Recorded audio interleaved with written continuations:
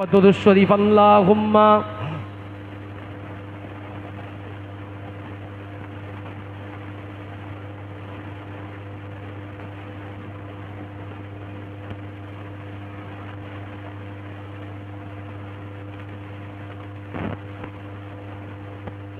যে কথা বলছি, আমার কাছে একটা ছোট জিনিস রিকোয়েস্ট এসছে, সে বিষয়ে বলে নিই কিছুটা। কি করে নবী দিবস পালন করলে আল্লাহ রসুল খুশি হয় শুনে নেন। এটা তার কোনো টানটন দিয়ে লম্বা জিনিস বলার জিনিস নয়। নবী দিবসের টোটাল বায়োগ্রাফিক আমল যদি আপনি বলেন, টোটাল নবী দিবসের আপনি সিয়াসাতটা কেতাব বলুন, রেওয়ায়াত বলুন, আল্লাহ রসুল হায়াতকালে থেকে নিয়ে এখনো পর্যন্ত নবী দিবসে অন্য কোনো ইবাদত নেই। নবী দিবসের ইবাদত হচ্ছে বেশি বেশি রাসূলুল্লাহর শানে দরুদ শরীফ পাঠ করা। কি পাঠ করা বললাম? যদি বলেন দরুদ শরীফ পাঠ করা। এখন আপনারা যারা বসেছেন, আমি সবার কথা বলছি, রাগ করছেন না যেন আমার উপরে, হুজুর আমাদের বলছেন না, সবার বলি না, কিছু কিছু মানুষ আছে বাদে, অধিকাংশ মানুষ সারা বছরে ইচ্ছাকৃত দরুদ শরীফ আর কলমা জিকির ইচ্ছাকৃত পড়ি না।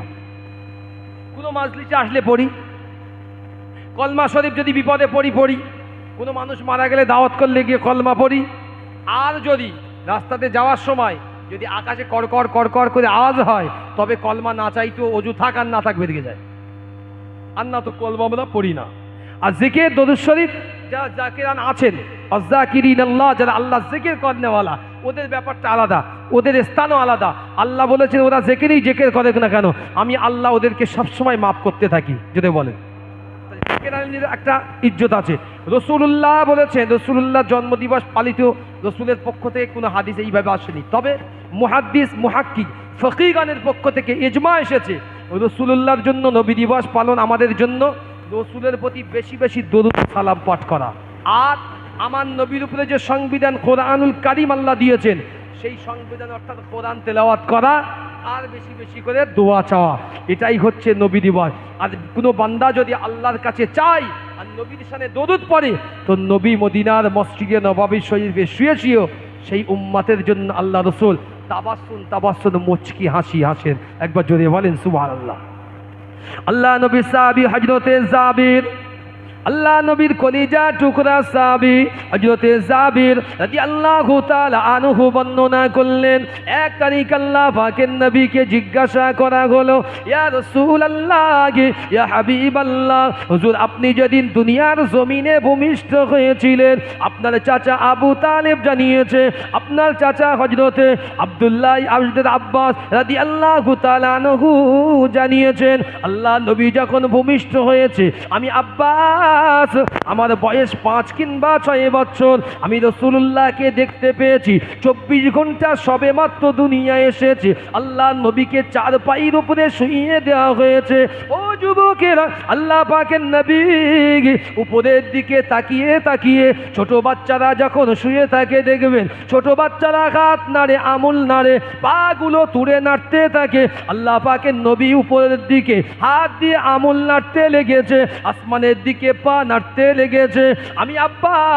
আমি আব্বাস দেখতে লেগেছি যেন উপরের চাঁদটা আল্লাহ নবীর ওই নাড়া দেখে উপর থেকে যেন দ্রুত গতি বেগে জমিনে আল্লাহ রসুলের গায়েতে পড়ার উপক্রম হলো। আমি হযরতে আব্বাস চেঁচিয়ে উঠলাম, আমি আব্বাস চেঁচিয়ে ফেললাম, কিন্তু না, চাঁদটা এসে আমার নবীর মাথা বরাবর এসে ওই চাঁদটা দাঁড়িয়ে গেল। ও যুবকেরা, আল্লাহ পাকের নবী যখন নবীর উপরে রিসালাত প্রাপ্ত হলো, সাহাবাদের কাছে রাসূলের রিওয়ায়াত বর্ণনা করলেন, ও আমার সাহাবীরা, আমি যাতে না কাঁদি, আমার আব্বা ছিল না দুনিয়ায়, আমার আম্মা জান, আমি যদি কাঁদি আমেনা কষ্ট পাবে, আল্লাহ পাক আমেনার কষ্ট যাতে সহ্য করতে পারে না, আমি নবী কাঁদলে আমার কষ্ট সহ্য করতে পারে না, এজন্য আল্লাহ পাক চাঁদকে হুকুম দিয়েছিল, ও আমার সৃষ্টি চাঁদ, আমার নবীর সঙ্গে তুই খেলনা হয়ে যা, আমার নবীর জন্য খেলনা হয়ে যা, আমার নবী যেদিকে তাকায় হাত বাড়ায়, ও চাঁদ তুই নবীর মতো করে সেই দিকে ঝুঁকে যা। এই কথাগুলো যদি আমি আপনাকে বলছি, মদিনার কামলিওয়ালা রুহানি জগতে শুনছে, আমি বিশ্বাস করি, মানি হাদিস, আমার নবীও এই কথা শুনে খুশি হবেন যে তার মৌলুদ, তার সিরাত ঠিক এইভাবে আলোচিত হয়। যদি বলেন, এখানে কোনো বেহুদার কোনো জায়গা নাই। এখানে কেউ কাঁচা মেরে এসেছেন? কাঁচা মেরে এসেছেন? আসেননি। নাপাকি অবস্থায় এসেছেন? আসেননি। অন্তরে কি নিয়ে এসছেন? মোস্তফার মহাব্বত নিয়ে এসছেন। নিয়ে যাবেন ঘরে কি? মোস্তফার মহাব্বত, রসুলের ইশকে নিয়ে যাবেন। আপনি জানেন আপনার একটা ইশক পৃথিবীর জমিনে জাহান্নামের আগুন অতিক্রম করতে পারে এমন কোনো পানি নাই। একমাত্র কন্দন এবং ইশকের পানি দুনিয়া তো আখিরাতে জাহান্নামের গণ্ডি পার করে দিতে পারে। রেওয়াত বর্ণিত হয়েছে, দাউদ আলাইহিস সালাম নবী জাকারিয়া তার সন্তান ইয়াহইয়া নবীকে এক তারিখে খুঁজে পাওয়া যায় না। উনি গিয়ে দেখলেন জঙ্গলের একটা পাদদেশে সিজদায় পড়ে কাঁদছে ঝরঝর করে। বাপ নবী জাকারিয়া গিয়ে জিজ্ঞাসা করছে, ইয়াহইয়াকে ছেলেও নবী, বলছে বাবা তুমি এত কাঁদো কেন? আব্বাজান আপনি তো বর্ণনা করেছেন জান্নাত আর জাহান্নামের বীজখানে মধ্যখানে একটা বিরাট ফাঁকা অংশ আছে। এই ফাঁকা অংশ যদি অতিক্রম করতে পারে একমাত্র বান্দার চোখের পানি। এজন্যই তো আমি আল্লাহর কাছে আমি নবী ইয়াহইয়া আমার চোখের পানিটুকু জমা দিচ্ছি। আমরা পারি না চোখের পানি জমা দিতে? আমরা সকলেই পারি। জানো আমি অন্যদিকে যাব একটু শুনি দেওয়ার, শুধু একটা বিষয় বলি ইনশাল্লাহ অন্যদিকে যাব। কি আমরা যারা এসেছি বললাম নবী দিবস সম্পর্কিত আলোচনা অনেক অনেক লম্বা, ভাব রাগ করবেন না। সারাদিন সারা রাত 5টা আলেমিনেও যদি করা এর একটা অংশ শেষ করতে পারবে আল্লাহ রাসূলের রিসালাতের একটা পূর্ণাঙ্গ দূরের কথা, রিসালাতের একটা অংশ শেষ করতে পারবে না। ওই জন্য আমি ওদিকে যাচ্ছি। আর একটা কথা আপনাদেরকে শুনিয়ে রাখি, আপনারা যারা এসেছেন আমরা তো দুনিয়ায় বড় বড়াই করি যে আমাদের বয়স আছে। যুবক বলে আমার বয়স আছে। আচ্ছা এই যারা বসে আছি বলেন দিনি দুনিয়ায় এসেছি কার হুকুমে? যদি বলবেন কার হুকুমে দুনিয়া এসেছি? বয়স কে বেঁধে দিয়েছে? শরীর স্বাস্থ্য কে ঠিক রাখে? হায়াত দিয়েছেন কে? রিজিক ব্যবস্থা করে দিচ্ছেন কে? আপনার আমার কোনটি আছে? সৌন্দর্য কে দিয়েছে? যৌবনের মুকুট কে পরিয়েছে? তাহলে আমাদের আপনার কি আছে? কিচ্ছু নেই তো। দুনিয়ায় সব সিস্টেম অপারেটিং সিস্টেম চলছে, ফোন থেকে কম্পিউটার। এখন যন্ত্রে হ্যাক হয়, মানে কম্পিউটার দিয়ে ফেসবুক হ্যাক করছে, ফোন দিয়ে ফেসবুক হ্যাক হচ্ছে, গুগল হ্যাক করছে। আমরা মনে করছি বিরাট ব্যাপারে, বিরাট ব্রেনিয়ান। আপনি ঘোড়ার কচু জানেন? আপনি 1447 বছর পিছনে যান, হযরত আলী রাদিয়াল্লাহু তাআলা আনহু তিনি হাত দিয়ে সূর্যকে দাঁড় করিয়ে টেকনোলজির প্রমাণ দিয়েছেন। যখন অস্ত চলে যাচ্ছে হযরত আলী হুজুর দাঁড়িয়ে হাতের ইশারায় বললেন তুমি অস্ত যেও না, উঠে যাও, এখন আসরের নামাজ হয়নি পড়া আমাদের।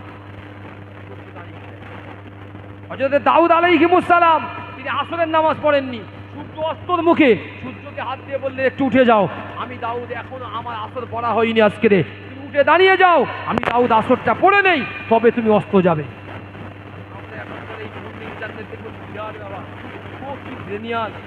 ও জন্তু, ও ডিভাইস দিয়ে ডিভাইসকে হ্যাক করেছে, বিরাট ব্যাপার। নবী সাহাবীরা আমল দিয়ে সূর্য হ্যাক করেছে। বড় জ্বলন্ত আর নিদর্শন আপনার কি হতে পারে? দুনিয়ায় ধনী বলে আমরা বিরাট বড় আপত্তি তুলি, অমুক ধনী তমুক ধনী। ধনী তো ধনী, পৃথিবীর জমিনে সর্বকালের সেরা ধনীর নাম হচ্ছে হযরত আব্দুর রহমান ইবনে আউফ রাদিয়াল্লাহু তাআলা আনহু। কিন্তু আপনারা মক্কায় সম্ভ্রান্ত ঘরের ছেলে ছিলেন, মক্কায় ভান্ডারের অভাব ছিল আব্দুর রহমান ইবনে আউফের, জানেন তো মক্কায় অভাব ছিল না। কিন্তু মুসলমান যেই হয়েছে সেদিন থেকে সম্পদ কমতে লেগেছে, আর তার উপরে নির্যাতনের মাত্রা ততটাই বাড়তে লেগেছে বিশ্বাস করতে পারে। একটা রেওয়ায়াত বলছি, আমি শেষের দিকে যাবো, অন্য একটা বিষয় যাবো। 1 তারিখে আল্লাহ নবী হিজরত করে চলে আসলেন।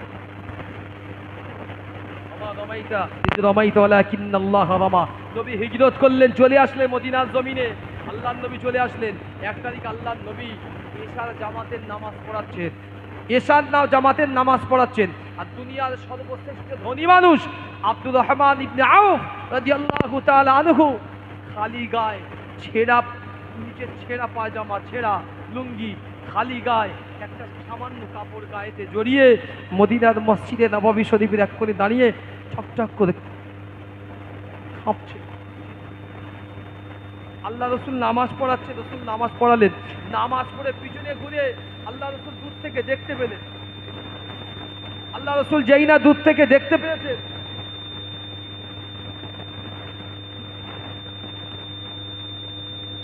আল্লাহ পাকের নবী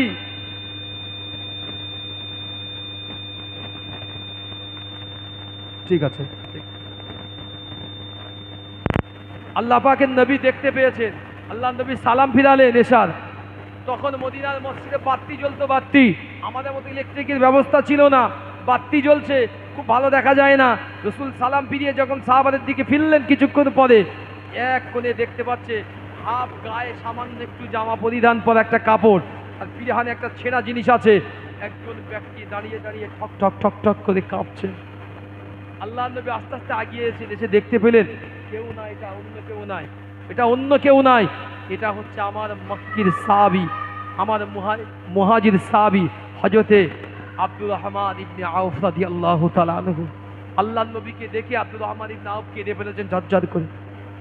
আল্লাহ নবীকে দেখে আব্দুর রহমান ইবনে আউফ, কোটি টাকার সম্পদের মালিক, কোটি টাকার মুখে লাথি মেরে মক্কা থেকে নবীর ভালোবাসায় হিজরত করে মদিনায় গিয়েছে।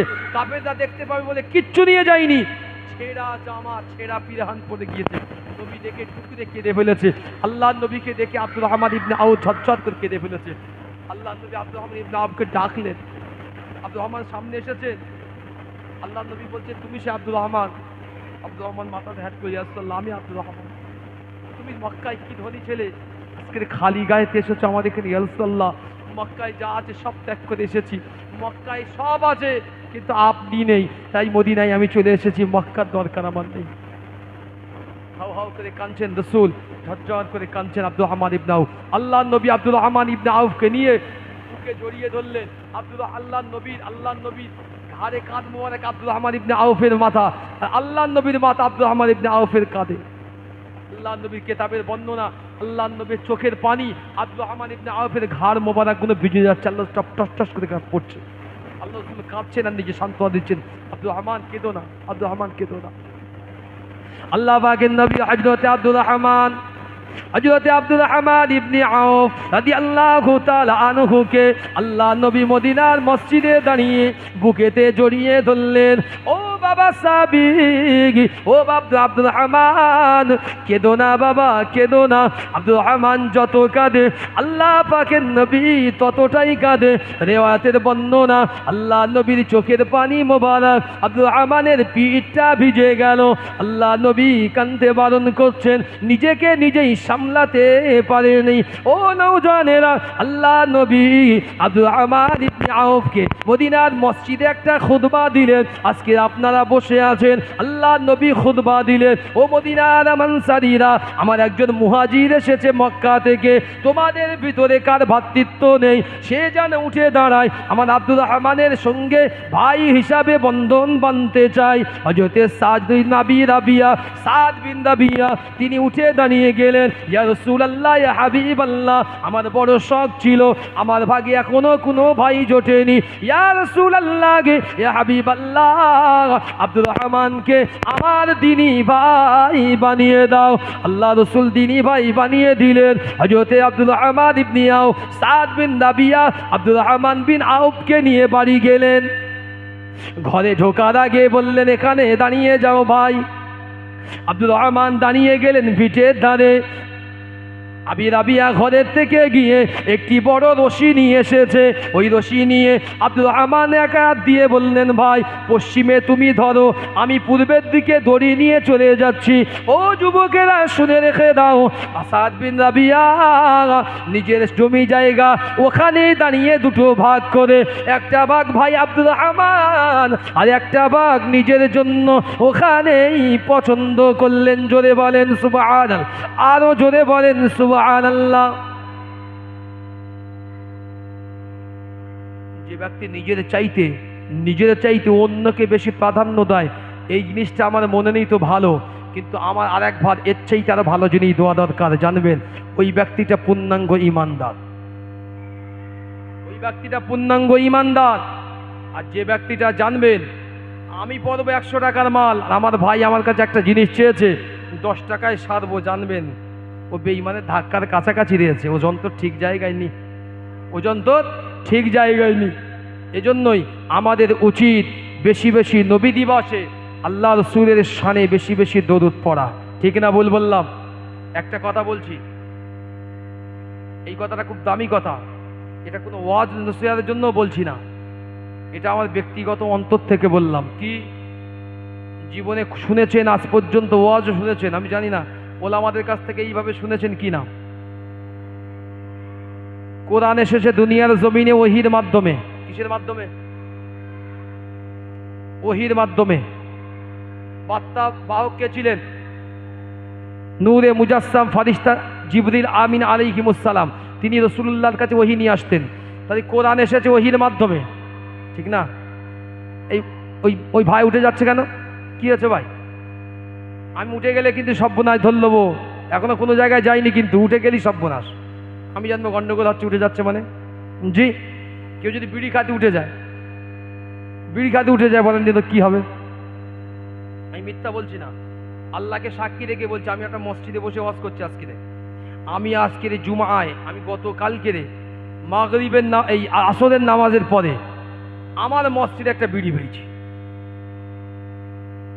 মিথ্যা কথা বলছি না, ইউটিউব হচ্ছে। কিন্তু আমি বিড়িটাকে সুন্দর করে কাগজে করে আবার তুলে রেখে দিয়েছি আমার ঘরে। আজকে জুম্মার দিনে বিড়ি দিয়ে বায়ানও করেছি। কথা বুঝতে পারলেন না? যে জাতি এখনো পর্যন্ত গাঁটির বিড়ি বাইরে রাখতে পারে না, যে জাতি এখনো পর্যন্ত নামাজের জন্য আসে নিজেকে পূর্ণাঙ্গ আল্লাহর দিকে রুজু করতে পারে না, যে জাতি পাক পবিত্র তহরাত বোঝে না, এই জাতির দোয়া আল্লাহর কাছে কবুল হবে তো হবে কি করে? কথা বললেন না?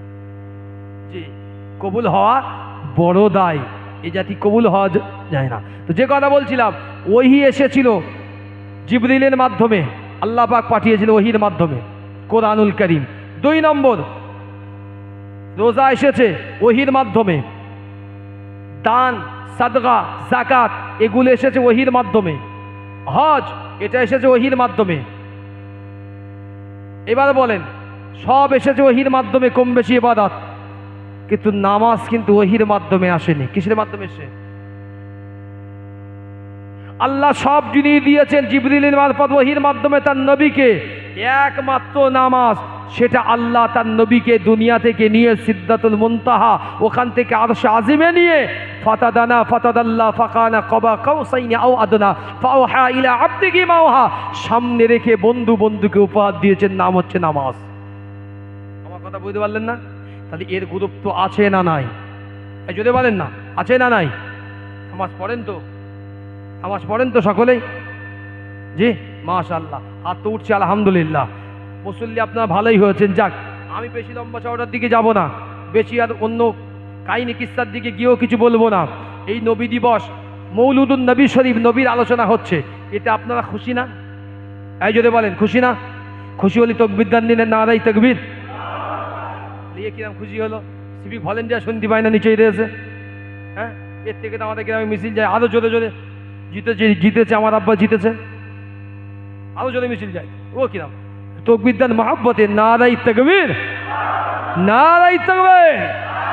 বিশ্ব নবী দিবস, বিশ্ব নবী দিবস, নারাই তকবীর। মাশাআল্লাহ, আওয়াজ দিয়েছেন। জান্নাতে যাওয়ার আবু বকর সিদ্দিক আল্লাহ রাসূলের প্রথম সাথী কে হবে? কথা বলেন না। এই দেখেন, মসজিদ বলে না, আমি অনেক কিছু বলতে পারছি না, ইখতিলাফি দেখতেছি, বলতে যাচ্ছি জবান দিয়ে, কিন্তু স্লিপ অফ টাং হওয়ার আগে আগে নিজেই ধৈর্য ধরছি না। এটা মসজিদ, আল মসজিদু জুজুউম মিনাল কাবা, তিরমিজির হাদিস। এটা আল্লাহ পাকের খানায় কাবার অংশ। এই জন্য এখানে আলফাল কথা বলা যায় না, ওই জন্যই বলতে পারছি না। যে দুটো অন্য কিছু বলবো বোঝাবো, তাও পাচ্ছি না, কারণ মসজিদ খুব বুঝে টুঝে জবানি কথা বলতে হয়। এই জন্য আপনাদের বলছি, এই মাহফিল চলুক। আপনারা পছন্দ চান? স্পষ্ট বলেন, চান? এই চান কারা? একটু হাত তোলে, আল্লাহর দিকে দেখান দিন যে আমরা চাই মাহফিল চলুক। চান কারা দেখি? তার মানে আপনি চান না, মিডিলি চান না নাকি বলেন? হ্যাঁ, সবাই চাচ্ছেন? এই চাচা মনে হাত তুলে নিয়ে, ও লোক মনে চায় না নাকি? নবী দিবস হোক চান? হ্যাঁ, নারাই তাকবীর, নারাই তাকবীর। হাত লাবান, এই হাত কিন্তু আল্লাহ কবুল করবে, এই হাত কবুল করবে। 2 নম্বর, বেশি কিছু বলবো না, এই মাহফিলে আপনাদের জন্য মেহমানদারি হয়েছে, আজও হবে, আগামী তো হবে ইনশাআল্লাহ। আমি চলে যাব, আমার দানটা থেকে যাবে। কি বললাম? আফসোসের বিষয় কি? কবরবাসী যারা আপনাদের কবরস্থান আছে, কবরস্থানবাসীরা আফসোস করে, আর আমরা আফসোস করি কি মাঝে মধ্যে কিছু কিছু মা বোন আছে, কিছু কিছু পুরুষ আছে, আল্লাহ এরম জীবন আমার দিলে যদি আমার তুলে নিতে না বেচকে রেখে। এই বলি না মুখের কথা, উনি মনে করতেছে মরে গেলেই বেঁচে যাবো নাকি। এটা মরে দেখো কবরবাসী, কত আফসোস ওদের। আমরা বসে আস্তাকবীর দিতে পারছি, আমরা বসে সুবহানাল্লাহ বলতে পারি, আমরা বসে আল্লাহ জিকির করতে পারি, আমরা বসে নামাজ পড়তে পারি, রোজা রাখতে পারি, নবীর শান শুনতে পারি, দানও করতে পারি, ওরা কিচ্ছু পারে না। আপনি যদি ওদের জন্য দেন তবে ওরা পাবে না, তো ওদের নামায় আমাদের শূন্য।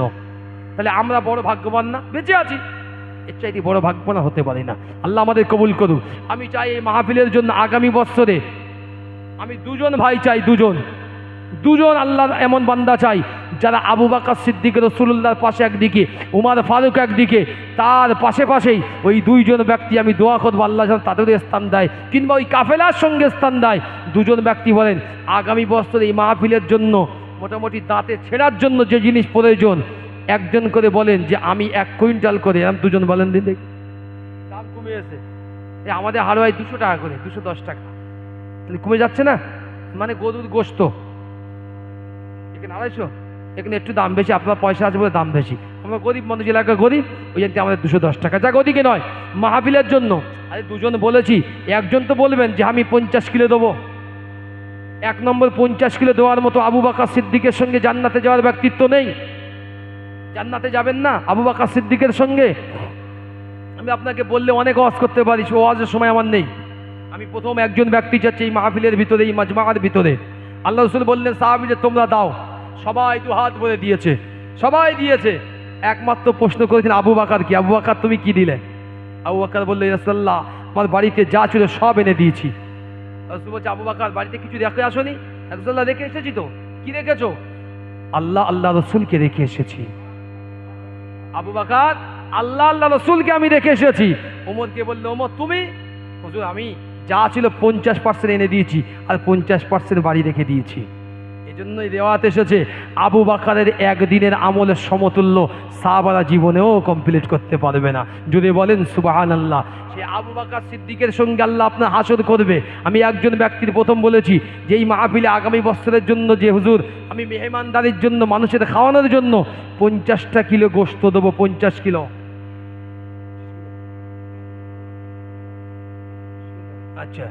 আচ্ছা আমাদের এই ভাইজান বলছেন, হুজুর 25 কিলো করে ধরেন। এখন আমাদের এলাকায় ইনশাল্লাহ বললি 50 কিলো দিয়ে দেয়। তা আপনার যদি 25 কিলো করে দিতে চান, 25 কিলোর লোকই হোক, অসুবিধে নেই। 25 কিলোর নবী লোকই হোক, অন্তত আল্লাহ রাস্তায় একজন উদ্বোধন করেন দেখি। আমি এখন কিছু বলিনি সেইভাবে। 25 কিলো বল, একজন ব্যক্তি 25 কিলো দেন দিন, 25 কিলো। যে কোনো একজন আল্লাহর বান্দা নেই যে 25 কিলো দেবেন যে হুজুর আমি আগামী বছর মাহফিলের জন্য, এই মাহফিলের জন্য 25টা কিলো গোশত দেবো? একজন বান্দা নেই যে ব্যক্তি আল্লাহ রাসূলের সাহাবীদের সঙ্গে আপনার হাসর নাসর হবে। আর নবী বলেছেন আপনি দান করতে দেরি পাহাড় পরিমাণ বালা আল্লাহ পাক রুখে দিতে দেরি করেন না। যদি বলেন সুবহানাল্লাহ।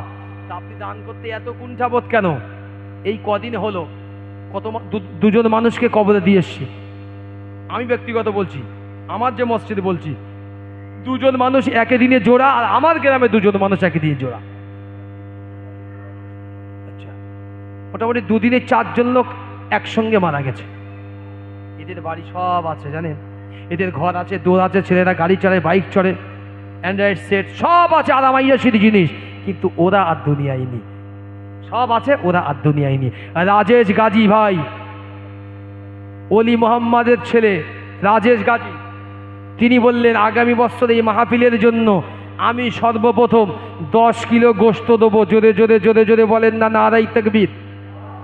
আপনারা সকলে মিলে একটু বলেন নারায়ে তাকবীর। একটু চিল্লে বলেন না মারহাবা। একটু মন খুলে বলেন মারহাবা। নারায়ে তাকবীর।